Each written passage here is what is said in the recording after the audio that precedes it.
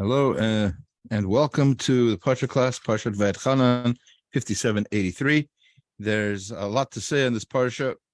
This is the Parsha where, again, Moshe prays to go into Eretz Yisrael. H-Shem refuses to let him do that. There's a commandment not to add or subtract from the Torah. There's the 10 commandments are in this week's Parsha. The first paragraph of the Shema is in this week's Parsha. And there's obviously these are important philosophical ideas in Judaism, and we've talked about that in previous years. This is Baruch Hashem, the third Parsha class on Parshat Vayetchanan that I've been zochet to give, and therefore I think I want to focus on a particular area right now, especially it's still being Tisha B'Av. I'd like to focus on certain ideas that are kind of in the same area of the Parsha, as we'll see. So let's just go straight into the sources, and we'll go with that. So if we look at the Parsha, chapter 4, verse 27. So there, again, Hashem is talking about what's going to be during the time of exile. And this is, by the way, so relevant to Tisha B'Av that it's actually the Torah reading for the morning of Tisha B'Av. As opposed to most fast days when there's a Torah reading at Mincha. Tisha B'Av also has a Torah reading at Mincha, but that's a separate Torah reading that comes from the end of Sefer Shemot. Here we have, straight out of Parshat Vayetchanan, some of the Parsha there is the Torah reading for the morning of Tisha B'Av. And we'll see very clearly, I think, why it's relevant to Tisha B'Av. One of the verses, chapter 4, verse 27 says, "V'hefitz Hashem etchem ba'amim."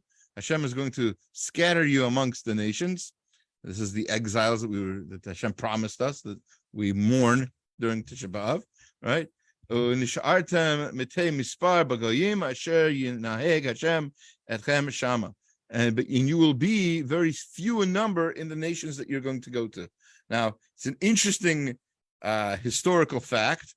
I mean, historically and philosophically, and I mean, it's a prophecy. Prophetically, the Torah tells us we're going to be small in number, which is an amazing thing to say, because if anybody wanted to, they could disprove the Torah quite easily by taking a census of the Jewish people and saying, look, they're huge. There's a great number of them. There's a lot of Jews. And if there's so many Jews, then obviously the Torah is false. Torah says they're going to be small in number. And look, we're a huge majority, which never happened in the history of Jews. As Rav Hirsch points out, and this is what I'm going to just read to you real quick from Rav Hirsch, although you will be small in number, you will remain a separate goy among the goyim, a special nation entity among the nations. That has been true. We have been small and special amongst nations for 2,000 years. And he writes, as far as we know, and he's writing in the 1800s, okay? So 150 years ago, right? At most double the, as far as we know, today there are at most 4 or 5 million Jews. That's, by the way, pretty accurate according to, to what the numbers were. He didn't have the access to the internet that you could look it up now. They do pretty good scientific, like there's a whole area of science called oh my gosh, I just forgot the name. Not statisticians, people who oh no, that's the organization. That's one of the organizations that does it, who takes censuses. Censi? I don't know. Anyway, whatever it is, there's an area of science where they study the numbers of people, the population scientists, and there's a study in this, and they know, based on certain things, they can figure out how many people there were even without taking a census.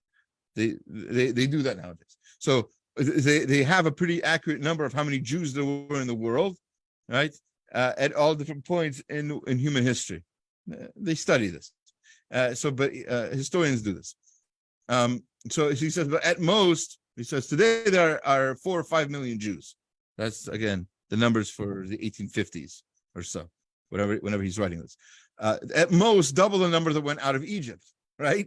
Because only 3 million left Egypt. So at 1850, 3,200 years later, there's only double that of Jews.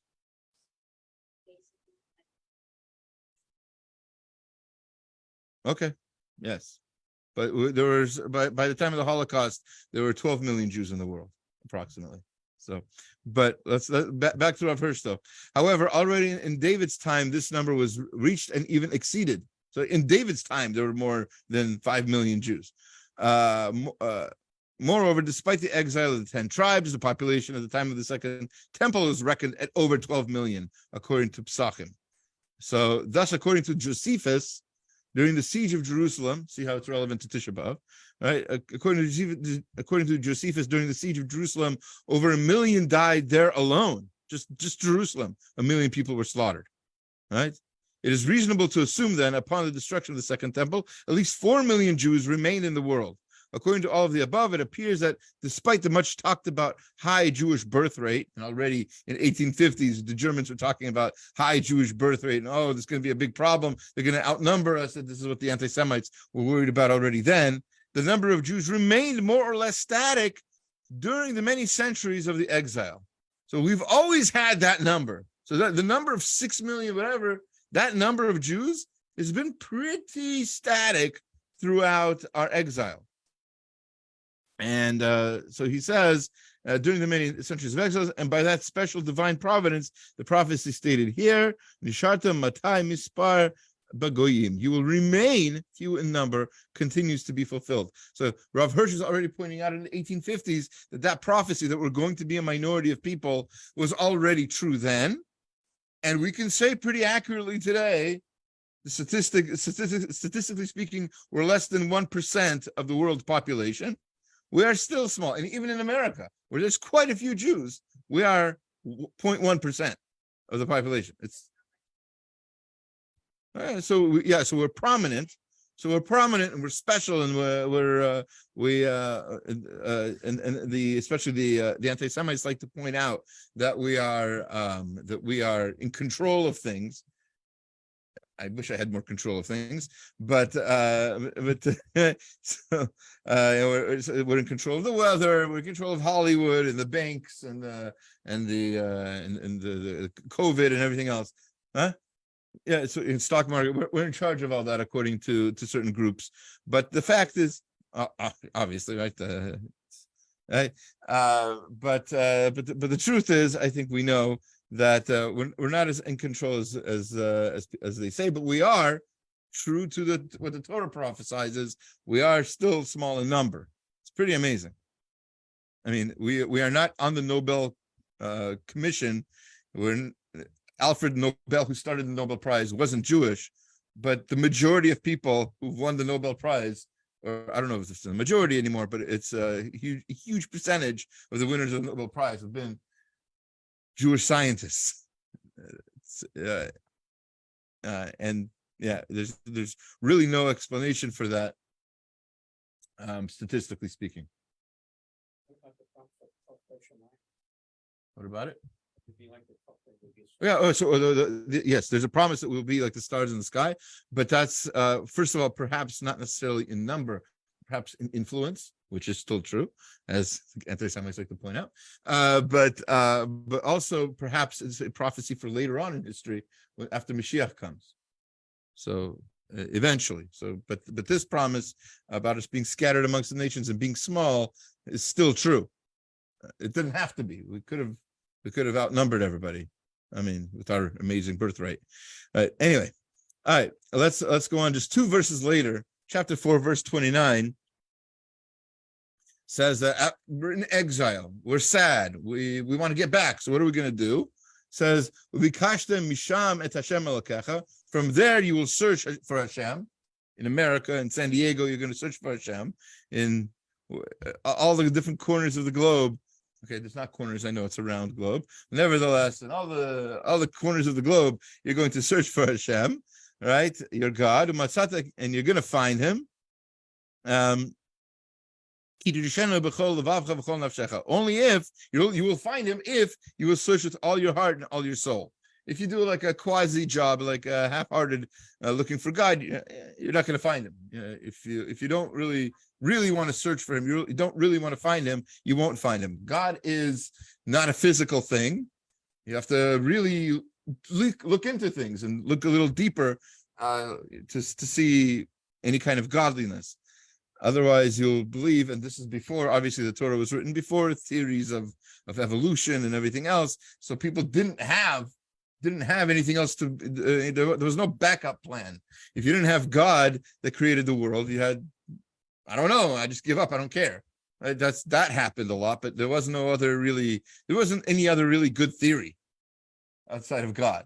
You couldn't say, oh, things developed over millions of years. You couldn't have that. There was no such theory until about 150 years ago or so. Anyway, now that there is that theory, now we have to fight against that with renewed strength, with all our heart and all our soul. Meanwhile, that's not the Meshech Chochmah's question. The Meshech Chochmah points out. Anybody here into grammar? All right, so I didn't think so. All right, so if you look at the words, ubikashtem is if you will search, is a plural. Ubikashtem, plural, not you, but as they say in the South, y'all, right? You plural, right? When you guys look for God, you will find him. Then it says umatzata, you will find him. That's singular. You individually, you will find him. When you all look for God, you will find him. Strange. So the Meshech Chochmah has an answer to why that's true. He says, Misham et Hashem, that's the quote of the verse, Le'inyan deklalut Yisrael heimam ka'adam echad. The Jewish people, when they have one klal, when they have one idea, they are like one person. Kol echad miYisrael evar min ha'adam ha'klali. And each member, each person of the Jewish people is like a member of the Jewish body. It says we're all one. Of all imatai, when is that? Kisheyesh lahem dveikut b'mirkas mikor hachayim. Ematichai ha'olamim yitbarach. That's true. We are one when we all have an attachment to Hashem. When there's something that unites us, when God unites us, when they have a common goal, and the only common goal we Jews can ever really have, it's not going to be politics, it's not going to be a favorite baseball team. The only real thing that all Jews can agree on is Hashem, Torah. So when that happens, then we are one. So that's how it starts. So he says that's what's happening. We're separated, we're out in Galut, we're looking for God, all looking for God separately. That means we're many. And that's when we're plural. And that's when the word, right, ubikashtem, plural, makes sense. We're all around, we're all different. When we find God, that unites us into one. And that's why umatzata, singular, you found him. Right? So that's the beautiful answer of the Meshech Chochmah. He says more, but we'll leave it for now. Just to make sure I still have some moisture in my mouth. All right, the Tam V'dat, that's Moshe Sternbach, who was a rabbi in South Africa, or South Africa. That's how you're supposed to pronounce it properly. And then moved to Yerushalayim, where he's the head of, or has been the head of the Edut HaRedut. He's according to my source in the Mir Yeshiva, he is the main posek that people go to nowadays. Now that Rav Wozner's passed and Rav Chaim Kanievsky has passed, he's the one that people go to ask their questions. I think I mentioned before, I stood right outside his door. We knocked, he wasn't there, I guess. He was Mincha Marav, I don't know. But we knocked on his door, he wasn't there, but I know where he lives. So if anybody needs to know, I can tell you where in... He's in Yerushalayim. He's in Har Nof. Yeah. Okay. So he quotes the Meshech Chochmah, gives the answers that we just gave about the Dveikut. When we are connected to Hashem, we're one. When we're not connected to Hashem, we're separate. He says that's nice. He has no problem with that answer. But he says v'nira lebara b'derech acher. But you can explain this another way too. He says the hine v'hastirut pnei Hashem kiviyachol me'amo. Hashem hides his face from his people. We know that there's a hester panim. Hashem is not obvious. V'yesh lanu lehitbonen lirot godol ahavato aleinu shlo ala miyad sunenu lekolotenu. Some, and we have to struggle sometimes to see his great love through all of the pain and misery that we go through amongst the Gentiles, amongst in the different difficulties of Jewish history. Sometimes it's hard to see Hashem's loving hand, right? That other people want to do bad to us. And really, all of this somehow is rachamim. Somehow the mercy of Hashem is visible through all this. Karachim av albanim, just like a father is merciful on the son. Hare zu edut ne'amana hanitzchiyut. This is the true. This is a testimony of the true future and the forever love of Hashem. Umma Yisraelit. Betachat Hashem Yitbarach Oveinu. So this shows how much really Hashem loves us all along. So, he doesn't want us to see him? Yes, he doesn't want us to see him easily. He wants us to struggle. But we know he's there. Who's we? The God. Oh, you know. Good. Baruch Hashem. I don't, but I know he's there. Okay. When I need his help. Only then? Why does you think Haster? So the reason for Haster Panim is because if Hashem was very obvious, there would be no challenge, right? If the classic example, of course, is speeding on the freeway, right? If you don't know if there's a cop around, you might go a little over 65. You might, right? But if there's a cop right next to you, you see him, you probably won't go over 65, right? So that's kind of how it works. So the same thing with Hashem. If Hashem is so obvious that he's right there's no chance you'll ever make any mistakes. He wants us to make mistakes. He wants us to, or better put, he wants us to have some faith. He wants us to struggle to see him and not make mistakes. So I thought when you say he's so angry at us that he doesn't want to help us. No, it's not anger, and it's not he doesn't want to help us. Haster means he wants to be a little bit hidden in the world, but he wants us to find him. We don't know. But he definitely wants us to find him, and he wants to give us reward. That's I think that we should have started with that. According to the Ramchal, the main goal of life is that Hashem wants to give us reward. Hashem we won't earn reward when the reward is so easy, right? When you know for like not to speed and you keep the speed limit and you not a big deal. It's according to our effort. Exactly, right? And if it's Hashem is very obvious, there won't be any effort, and then there will basically be no real reward. Sorry. Very hard to live because we're watching every single move every second. Yeah. It's continuously. Like everyone says, Rabbi, how come we don't get a boost of miracle that we so often? Yeah. Now just to remind us, and he says it's to our benefit not to have that because.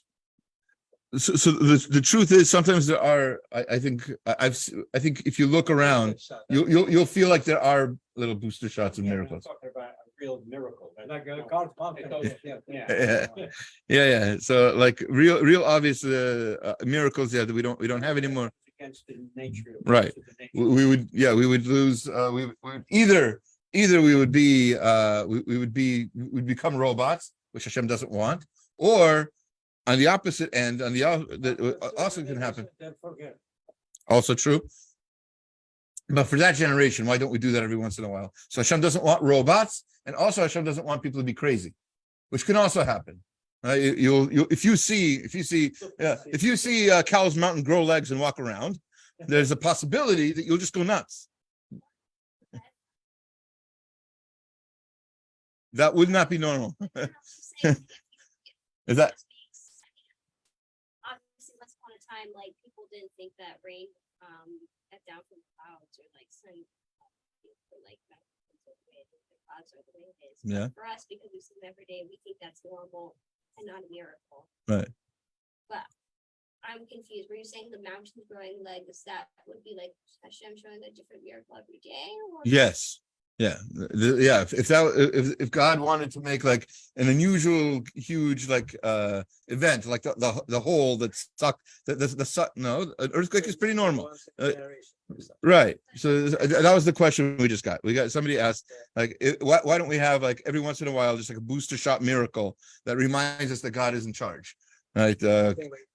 Right. Like the hole, the hole that sucked in Korach, right? It wasn't a regular natural event. It's literally, the Torah says it's an unnatural event, right? So natural events don't necessarily push us towards God, although they should, right? Even natural events should. Even the fact that we can breathe should. Even the fact that there's blood coursing through our bodies. I think I've talked about this in other contexts. It's an amazing thing to think about how fast the blood system works, faster than any train that's ever been invented. Check and balance. So Right. Constantly. Right. And the blood always knows where to deposit what kind of platelets, like without a training manual. Blood is born knowing this, right? And blood is constantly being made anew and being pumped by the heart, and it knows where to go, and it always goes in the right places. I mean, except unless God forbid somebody's sick. But for most of us, the vast majority, 90-something% of us that don't have any kind of blood diseases or anything, it's amazing. We should be like, everybody should be from just from that knowledge alone. But why aren't we? Because we come up with other excuses. We say, oh, that's normal. That's, every animal has blood that works. This is normal. We might not have the science behind why it works, but eventually we'll learn, it's all part of evolution, whatever. So people say that kind of stuff. But if there's an out and out amazing miracle that happens, the moon opens up its mouth and speaks, right, and says there is a God in heaven, right, in all the 70 languages, right, so everybody understands, right? They'll freak out, right? So some people will become like religious. Some people will go, oh, obviously there's a God, and I should be doing more, and I'm going to keep Shabbat, I'm going to keep kosher, right? So other people are going to just go nuts, like the moon is talking, the sky is falling, and they're going to jump out their windows and stuff. That's that. When I asked for second time, the first time maybe I was right. Maybe I didn't. Maybe that's Hollywood. The Jews are doing it, right? Of course they did. Oh, craziness? I don't know. No, I wouldn't call it craziness. But again, even the Jews, they didn't see the donkey, the talking donkey. They didn't know about that. Yes. Who else? The Jews weren't there. Anyway, but so the miracles that are in the Torah is that the Jews experienced, and not all of them stayed on the straight and narrow. They some of them, as we see, rebelled against Moshe eventually. And so what Sternbach points out is, again, back to our question. We sort of got off track a little bit. All right, and we have time. It's okay. I underprepared for today, so it's good. Everything's going to be fine. Again, the question was, why does the verse that says, chapter 4, verse 29 says, it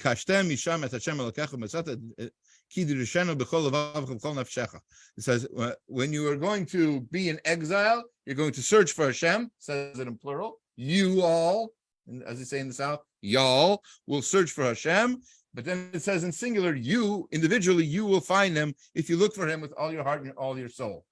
So this is strange grammatically. So we had an answer from the Meshech Chachma, and then we had an answer. We were in the middle of an answer from the Tam V'dat, from Rav Sternbach. So he says you can explain this in another way as well. He says that through our long history, we have had much trouble. We've had many difficulties, but nevertheless, some people can recognize Hashem's guiding hand through all of these difficulties. Hashem has rachim imanas. Hashem has mercy, like a father on a son. doesn't want the son to die when he's punishing the son. He might need to punish the son sometimes, but not to kill the son, God forbid. Right? It's only to get them back on track. So same too with this. So Zehu Shapir Shalanu HaTorah Kan Sha'af La'acher Shahafitz Hashem Et Hashem Amim. Hashem is going to spread the Jews into the other nations. But from that, there's going to be a remainder. The Jews are going to die. The Jews are going to suffer. But somebody is going to survive. There's going to be a survivor. There's always survivors. All the terrible things in Jewish history, there's been survivors. How do we know? We're here. That's how we know. We've survived all these difficulties. We're here now, and so there's going to be a survivor. There's going to be a remnant, as the Torah often says. We also mention it in our tefillah in Shemona Esrei. We talk about the remnant, right? Right. In the bracha of Al Tzadikim, we mention the remainders of the survivors of the tzaddikim, etc. V'yomru chas v'shalom ein elokeinu b'karban, so that nobody says, God forbid, that Hashem is not amongst us. Hooray. Doresh Muvakish Elokim Mikol Levo V'chol Nafsho Umatzano. And so everybody's going to have the opportunity to look in their heart and look into their soul and find Hashem. Betoch Kol Hatzara V'Allah. So through all of the difficulties, there will be people who will be able to see that Hashem has been among us and carried us through and let us survive. Let's skip to. כמו שנתבאר שמדבר זה עצמו יש להכיר גדול בפעולותיו חסידיו עמנו. So this is an important lesson for us. לכן התחיל הפסוק בלשון רבים, and that's why the verse we're talking about starts out in plural. ביקשתם משם כי רבים יבקשו בעת צרה. A lot of people look for Hashem in the difficult times. V'yitgala kavodo aleinu v'hoshia mitzartam, and then Hashem rescues us. V'shim b'lashon yachid, and it ends in singular. Why? Matzata, and you will find him. She'ach yachidi segula yimtzauhu v'yakuru koach malchuto b'sha'at hatzara atzmo. But only individuals actually see Hashem's guiding hand, because only individuals, only the few remainders, the survivors, see Hashem. A lot of people didn't. Some people didn't survive. But somebody's left at the end. The Baba Rebbe, as we read this morning in the keynote, he saw. I didn't have the strength to go into it then. I probably don't still, but he saw the worst tragedies. He came to America alone.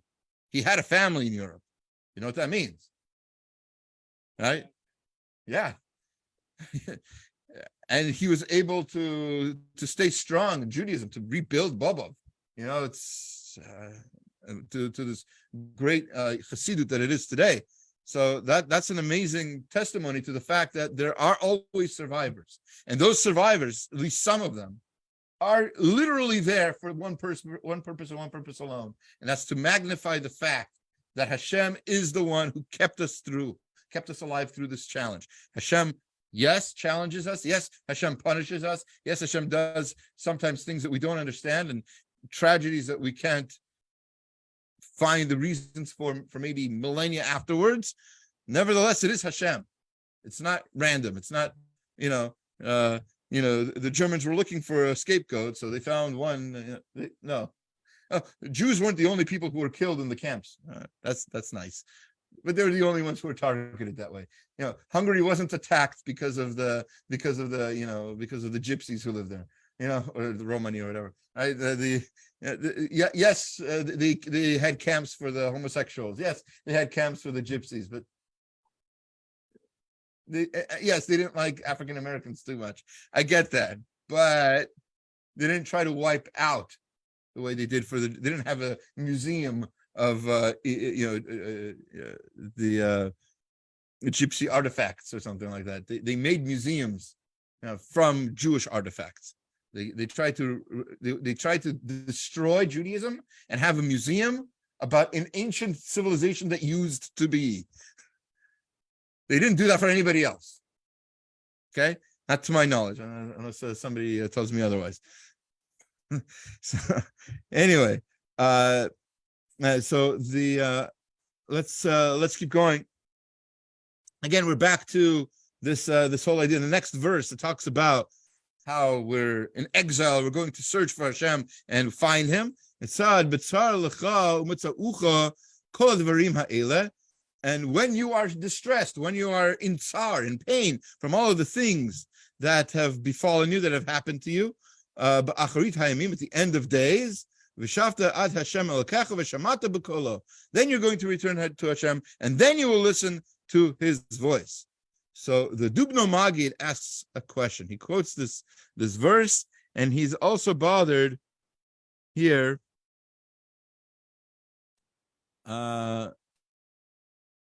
He's bothered by, why does it have to say that we'll find Hashem when we're in pain, right? Kol hadvarim ha'ila, all these, and it's plural, and all these things are going to happen to you, and then when you're in pain from all these things, then you're going to find Hashem at the end of days. So what's the connection between all of this?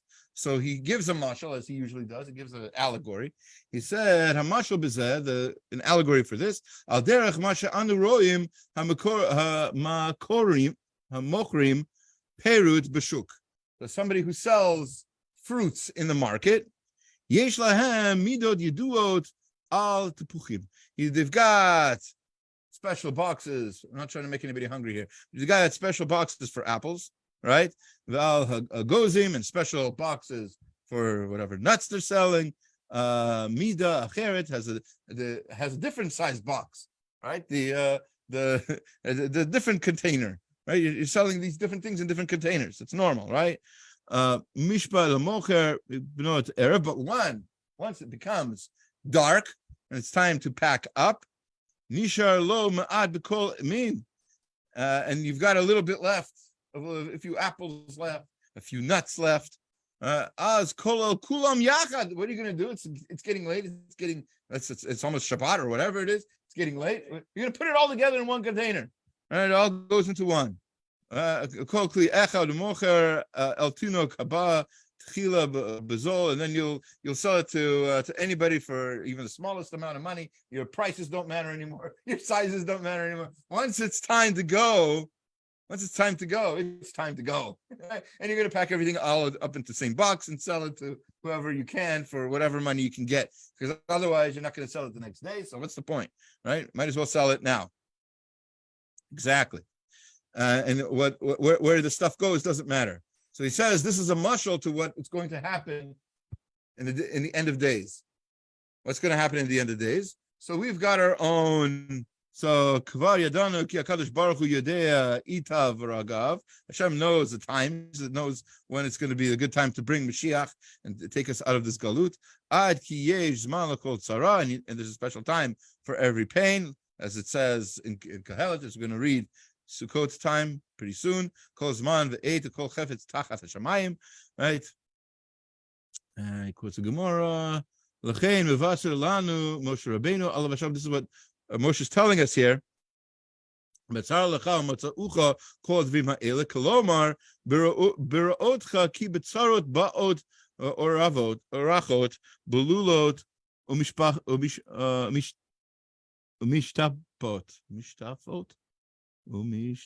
Yeah. As teda she'avata ad Hashem elokecha. So in the end of days, obviously we're all going to return to Hashem when Mashiach comes. It's going to be pretty obvious what's right and what's wrong, as we've been talking about, and it's going to be there's going to be obvious miracles at that point. And then what are we going to do? As kaviyahu hakadosh baruch hu merik kakelim. Then that's when Hashem puts all the vessels all together. It doesn't really matter as yishafta, and at that point, basically the mashal is saying we all have different levels of belief in Hashem. We're all in different boxes. Some of us are fruits, some of us are nuts. Okay, a lot of us are nuts, right?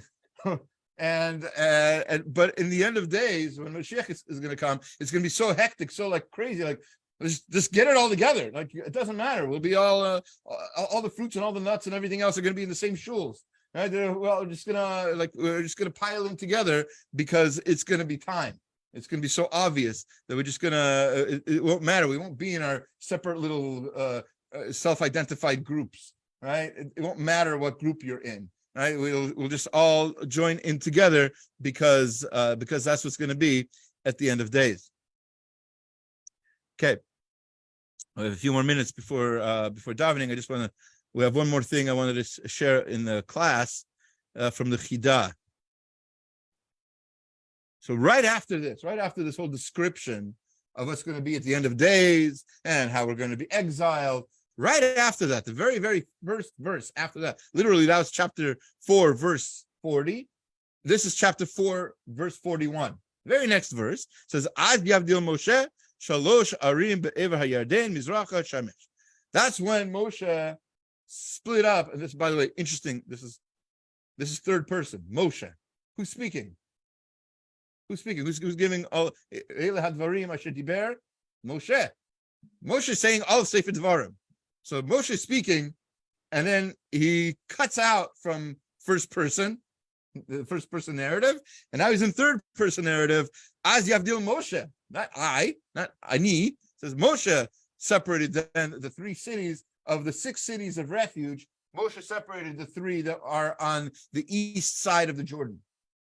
Okay, what are the cities of refuge? Real quick halacha: when a person kills another person, right? No, when a person kills another person, before we find out why and how and everything else, that person needs to run away. Right? Exactly, and just like in a game of what's that game called? Tag, right? There's safe, there's base, right, or whatever it's called. Doubt it. Doubt it, but who knows? Maybe.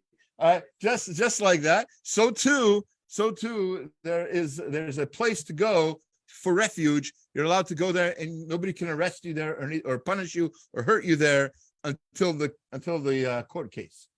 So you go there if you killed anybody, accidentally, on purpose, whatever, it doesn't matter. And then it's determined whether you killed the person by accident, on purpose, or whatever. And then there's in the case, and if it was found to be on purpose, then you're punished. Not going to get into the punishment. Has something to do with death. We'll take it from there. And if you did it by accident, which is, by the way, rather clear, because if you did it on purpose, there were witnesses who warned you immediately right before you did it, and you responded to both of the witnesses who were not related to each other or to yourself, and those witnesses are kosher bar mitzvah Jewish men, right? And you responded to both of them within 3 seconds of their warning and them telling you exactly what your punishment would be. You responded that you're going to do it anyway, and then you do it anyway, again within 3 seconds, and then you kill the person. So it's pretty obvious when it's a on purpose case. Right. In other words, that almost never happened. It did happen, but okay. By the way, when that happened, it's pretty much basically suicide by cop type situation, right? Because obviously the person knows that they're going to be punished for this. You can't get away with it, right? So it's basically they're risking their life for this murder. Yes, yes, yes, because they are an accidental murderer, and they're an accidental murderer if there are no witnesses. All murders that are done without witnesses are accidental murderers, by definition. I hope not. I don't know. Yes, there are a lot of qualifications. But if any of those things don't work out, you're an accidental murderer. You go to the city of refuge and you stay there until the Kohen Gadol dies. Right? What the connection is to Kohen Gadol, that's a whole different parsha. But of the cities of refuge, and there were a few of them, by the way, every city that the Levium lived in was considered a city of refuge. But there were 6 major cities of refuge. 3 of them are mentioned in this week's parsha, and they're the ones on the east side of the Jordan. Why are these ones mentioned, not the other ones? Because the Jews aren't in Israel yet. They can't make the other 3 cities of refuge until all of them are made. They are, by the way, they did not act as cities of refuge until all 6 were activated all at once, simultaneously, which is interesting because that means Moshe didn't really do anything by establishing these 3. Rashi points out himself that when Moshe made these 3 cities of refuge, he really didn't accomplish much. So you don't really have to, work so hard to do this, because what's the point? They're not cities of refuge until all 6 are. So Rashi says, and this is an important lesson for all of us, by the way. Rashi says, even an incomplete mitzvah, starting an incomplete mitzvah that you know you're not going to complete, is still better than nothing. Still better than nothing. Rashi's words. Paraphrased. He said it in French, but you get the idea. What was it? Right. You know. Right. You know.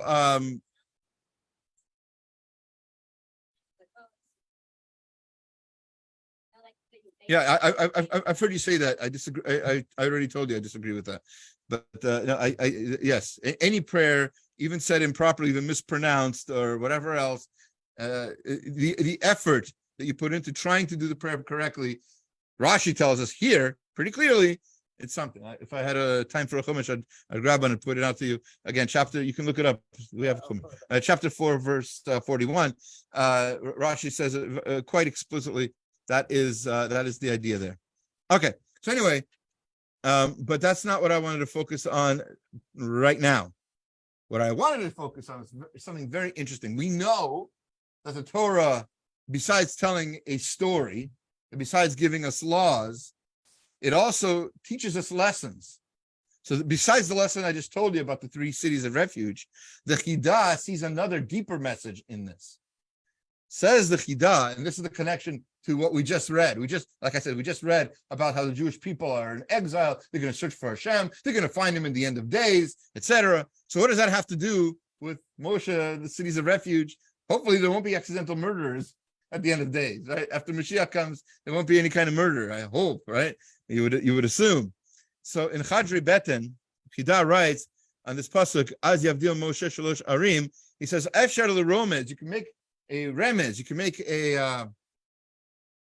the Torah can be hinting to something else here. Arim Perush Oivim. Cities you could read as enemies. So what does it mean in Moshe separating 3 enemies? What are the 3 enemies? Haim, Kinna, Taiva, Kavod. There's a Mishnah in Pirkei Avot that tells us the 3 things Motziin Adam min ha'olam. 3 things take a person out of this world. What are those 3 things? The 3 major Yetzer Haraz. I'm saying this completely wrong grammatically. You get the idea. 3 different Yetzer Haras, and they are Kina, Tava, and Kavod. Kina, jealousy. Tava, lust. Kavod, honor. Those 3 things pretty much propel man to do all the bad things that man does. Think about it. And when I say man, I mean mankind. Think about it. Think about it. Huh? What is honor? Self-glory. Right? Just to be on top of things, to not be embarrassed, to think you're great, right? So some of the biggest fight we saw in the story of Kamsa Bar Kamsa, right? The 2 guys whose honor was more inflated than their own selves, right? I don't want you at my party. Who cares if you want me at your party? I'll pay for it. You want to pay for it? I don't care about your money. So there's a whole honor issue. And the guy was so insulted. His kavod was so degraded. He could have just gone home and said, okay, so this guy's crazy. That's what I would. I hope that's what I would have done. I imagine. It doesn't matter what this guy thinks of me. I'll go to my own party. I'll make my own party. If I have enough money to pay for a party, I'll pay for a party. And I won't invite him. Whatever. I can get him back. Or I'll be better than him and I'll invite him. So, but there's all kinds of ways to look at kavod, right? Kina is jealousy. We're jealous of what other people have. Right? He's got a fancier car, a nicer house. It is right. So we want it too, right? Tava is obvious lust. How many wars have been fought over just people wanting other people's wives or whatever. Helen, the face that launched 1,000 ships, as they say. Yeah, Helen, Greek mythology. Yes, I don't know if it's mythology or history anymore. I get the 2 confused.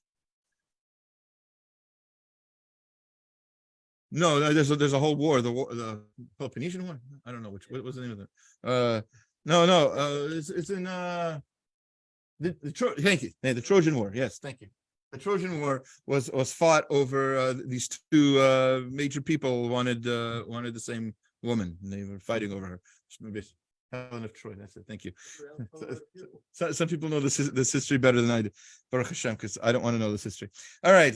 So anyway, so he says. So how does he get this? How does he say that these three cities are these three midot? Like what? It's kind of a stretch, right? So he says Be'ever HaYarden Olam Hazeh Nachal Shutav over. So the Jordan River represents the separation that keeps us from basically sort of like expressing our taivot, so our desires. Mizrach Hashemesh as a kavod Hashem. So the rising of the sun represents honor, Hashem, etc. There's a pasuk he quotes. Shemesh u'magen Hashem tzvakot, o mizrach Hashemesh. So he gives different things. The point is, he says that he quotes from Midrash, said Ad bo Hashemesh tashvinu lo v'ibane bayit kakdeshenu v'mhera b'yameinu amen. He says that when we're able to control our yetzer hara, when we're able to control our kina tava and kavod, then is when Hashem will indeed bring about the end of this terrible galut and rebuild the temple, and then we'll have Mashiach Tzidkenu b'mheira v'yameinu. Thank you for listening, and again, thank you for those who are present, and thank you for all of you tuning in. Have a Shabbat Shalom.